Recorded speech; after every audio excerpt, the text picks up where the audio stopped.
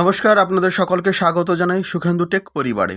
অবশেষে দহন থেকে স্বস্তি, আজ থেকে শুরু প্রাক বর্ষার বৃষ্টি।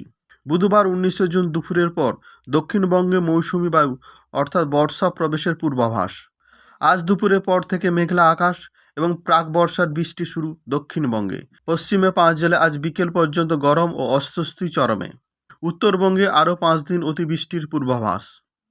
দক্ষিণবঙ্গে বুধবার বর্ষা আসার পূর্বাভাস। বুধ বৃহস্পতিবারের মধ্যে উত্তরবঙ্গের বাকি অংশ এবং দক্ষিণবঙ্গের পশ্চিমের কিছু এলাকা মৌসুমি বায়ুর দখলে থাকবে। আগামী 48 থেকে 72 ঘন্টায় মহারাষ্ট্র, ছত্তিশগড়, উড়িষ্যা, অন্ধ্রপ্রদেশ উপকূল এবং উত্তর পশ্চিম বঙ্গোপসাগরে বেশিরভাগ অংশ ঢুকে পড়বে মৌসুমি বায়ু। মঙ্গলবার 18 জুন উত্তর পশ্চিম ভারতের পার্বত্য এলাকায় নতুন করে ঘূর্ণাবর্ত সৃষ্টি হয়েছে। আরেকটি ঘূর্ণাবর্ত রয়েছে রাজস্থান, বাংলাদেশ ও আসামের ওপরে। পূর্ব পশ্চিম অক্ষরেখা রয়েছে বিহার থেকে উত্তর পূর্ব ভারতের আসাম পর্যন্ত। এই অক্ষরেখা সিকিম ও উত্তরবঙ্গের উপর দিয়ে গেছে। পশ্চিমী ঝঞ্ঝা আসছে আগামী বৃহস্পতিবার। তবে বর্ষা 19 তারিখ ঢুকলেও প্রথম থেকে কাঙ্ক্ষিত বৃষ্টি পাওয়া যাবে না বলে ইঙ্গিত আবহাওয়া বিজ্ঞানীদের।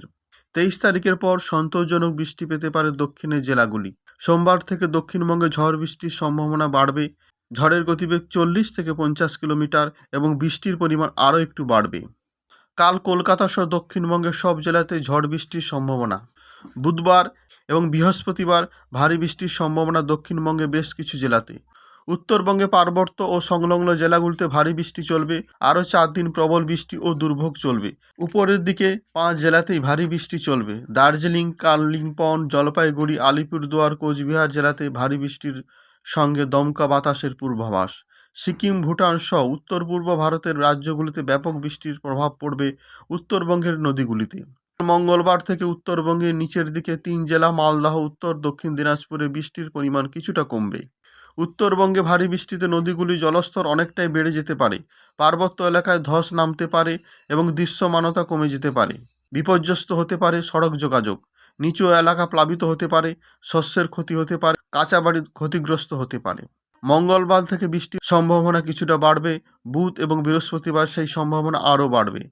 দিল্লি, পাঞ্জাব, রাজস্থানের তাপপ্রবাহের পরিস্থিতি আরও 24 ঘন্টা।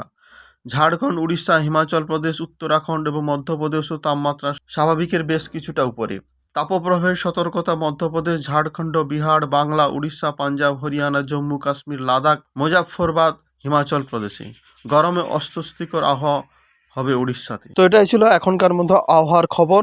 তো ভিডিওটি কেমন লাগলো অবশ্যই আপনারা কমেন্ট করে জানাবেন। ভিডিওটি ভালো লাগলে অবশ্যই লাইক করবেন, শেয়ার করে সবাইকে জানিয়ে দেবেন। সবাই ভালো থাকবেন, সবাইকে ভালো রাখবেন। জয় হিন্দ, বন্দে মাতরম।